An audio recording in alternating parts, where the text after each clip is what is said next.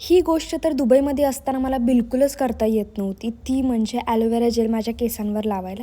आता इथं घरामध्ये होता म्हणून पटकन तोडून आणलं. आपल्या सगळ्यांनाच माहिती आहे की ॲलोवेरा जेलचे किती फायदे आहेत केसांना, चेहऱ्याला किंवा शरीरासाठीही. तर आज मी याचा मास्कच बनवणार होते. मी कधी माहिती आहे का, लग्नाच्या आधी कधी बनवला होता, त्यानंतर ना आत्तापर्यंत मी लावलाच नाही. पण याने खरंच केसांमध्ये फरकही पडतो. पण दुबईमध्ये खरं तर मला कधी ॲलोवेराचं झाड दिसलंच नाही.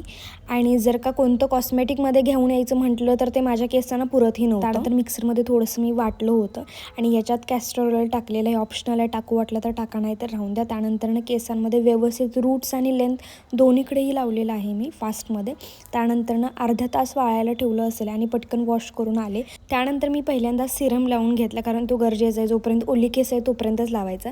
आणि आता हल्ली मी वुडन कोंब वापरत आहे आणि ह्याचे खरंच मला फायदेही दिसत आहेत.